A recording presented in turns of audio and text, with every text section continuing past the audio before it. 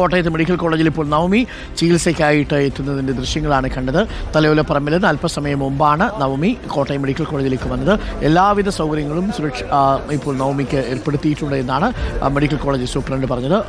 നേരെ എവിടെ നിന്ന് തന്നെ സ്ട്രെച്ചറിൽ കൊണ്ടുപോകാം എന്നാണ് പറയുന്നത്. അല്ല, ഞാൻ നടന്നു വന്നോളാം എന്നാണ് നവമി പറയുന്നതെന്ന് തോന്നുന്നു.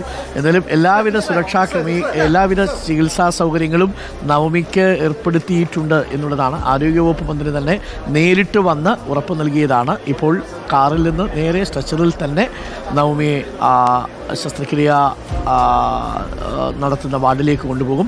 ഇന്നും നാളെയുമൊക്കെ ഒരുപക്ഷെ ഇന്ന് മറ്റ് ചികിത്സകൾക്ക് ശേഷമായിരിക്കും, പരിശോധനകൾക്ക് ശേഷമായിരിക്കും ഓപ്പറേഷൻ തീയതി നിശ്ചയിക്കുക. ഒരു സർജറി കഴിഞ്ഞു, ഇനി ഒരു സർജറി കൂടിയാണ് ബാക്കിയുള്ളത്. നവമിയെ ഇപ്പോൾ അഖിലുണ്ട്. അഖിൽ, നവമിയെ അങ്ങനെ ആശുപത്രിയിൽ പ്രവേശിപ്പിക്കുകയാണ് വീണ്ടും ശസ്ത്രക്രിയയ്ക്കായിട്ട്. ഇന്നിപ്പോൾ അമ്മയുടെ സഞ്ചയനം കൂടിയാണ്. ആശുപത്രി അധികൃതർ അവിടെ തന്നെ കാത്തു നിൽക്കുകയായിരുന്നു എന്ന് തോന്നുന്നു അല്ലേ? നവമി വരുന്നതും കാത്ത്.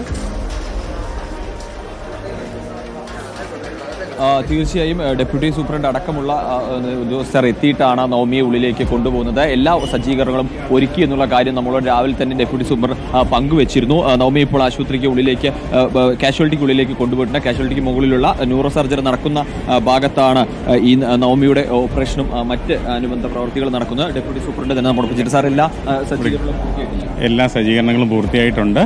നമ്മളുടെ മെഡിക്കൽ ബോർഡ് കൂടിയിട്ട് മെഡിക്കൽ കോളേജിൻ്റെ chairman superintendent doctor T K ജയകുമാറാണ്. അദ്ദേഹത്തിൻ്റെ നേതൃത്വത്തിൽ ന്യൂറോ സർജറി വിഭാഗം, ഓർത്തോപീഡിക്സ് വിഭാഗം, അനസ്തേഷ്യ വിഭാഗം, ഈ 3 വിഭാഗങ്ങളും ചേർന്നിട്ട് ബാക്കിയുള്ള ഒരു 10% ടെസ്റ്റുകൾ നടത്താനുണ്ട്. അത് നടത്തിയതിന് ശേഷം വളരെ നേരത്തെ തന്നെ ഓപ്പറേഷൻ പ്ലാൻ ചെയ്യുകയാണ് ഇപ്പോൾ ചെയ്തിരിക്കുന്നത്.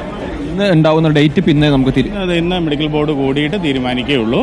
ബാക്കിയുള്ള ടെസ്റ്റുകൾ കഴിഞ്ഞിട്ട് ഏറ്റവും അടുത്ത ദിവസം തന്നെ സർജറി നടത്താനുള്ള ഒരു നവമിയെ ചികിത്സിക്കുന്നത് ഒരു ടീമാണ്. അതിൽ ന്യൂറോ സർജറി മേധാവി ഡോക്ടർ സതീഷ് ചന്ദ്ര ഉണ്ടാവും. അത് ആ ഡിപ്പാർട്ട്മെൻറ്റ് പൂർണ്ണമായും ഉണ്ടാവും. അതുകൂടാതെ ഓർത്തോപീഡിക്സ് മേധാവി ഡോക്ടർ ടി ജി തോമസ് ഉണ്ടാവും.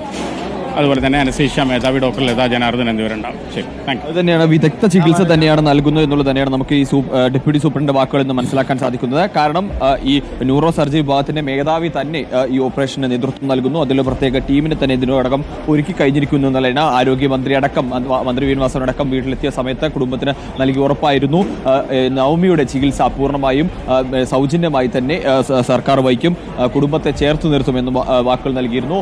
അതുകൊണ്ട് തന്നെയാണ് ഇന്നിപ്പോൾ ഈ നവമി ഇവിടെ ഈ ഹോസ്പിറ്റലിലേക്ക് എത്തിയിരിക്കുന്നത്. ഈ അത്യാഹിത വിഭാഗത്തിലാണ് നിലവിൽ ഇപ്പോൾ ഈ ന്യൂറോ സർജറി. പഴയ കെട്ടിടം പൊളിഞ്ഞതിന് പിന്നാലെ തന്നെ പല വിഭാഗങ്ങളിലേക്ക് മാറ്റിയിരുന്നു. അപ്പോൾ ഈ ന്യൂറോ സർജറി വിഭാഗം അതിന്റെ ഓപ്പറേഷനും അനുബന്ധ പ്രവൃത്തികളും കാര്യങ്ങളും ഒക്കെ ഉള്ളത് ഈ അത്യാഹിത വിഭാഗത്തിന്റെ മുകളിലത്തെ നിലയിലാണ്.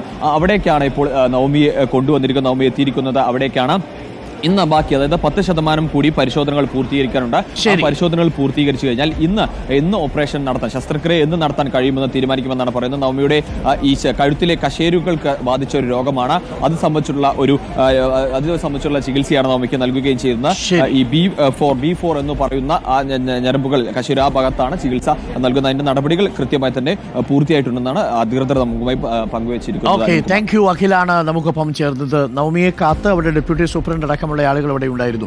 ഡെപ്യൂട്ടി സൂപ്രണ്ടൊന്നും ഇല്ലെങ്കിലും ആശുപത്രിയിലൊക്കെ ചെല്ലുമ്പോൾ നമ്മളോട് ഇത്രയും കരുതലോടുകൂടി, കരുണയോടുകൂടി നമ്മളെ സ്വീകരിക്കാൻ നിൽക്കുന്ന ഈ സെക്യൂരിറ്റി ജീവനക്കാരൊക്കെയുള്ള ഒരു കാലം ആശുപത്രിയിൽ വരുമായിരിക്കും അല്ലേ? നവമിക്ക് ഇപ്പോൾ കിട്ടുന്നത് നമ്മളെല്ലാവർക്കും സർക്കാർ സംവിധാനങ്ങൾ കൊടുക്കാൻ പര്യാപ്തമാവണം.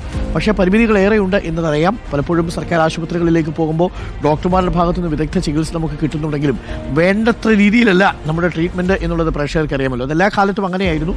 മാറ്റപ്പെട്ടു വരണം എന്നുള്ളതാണ്.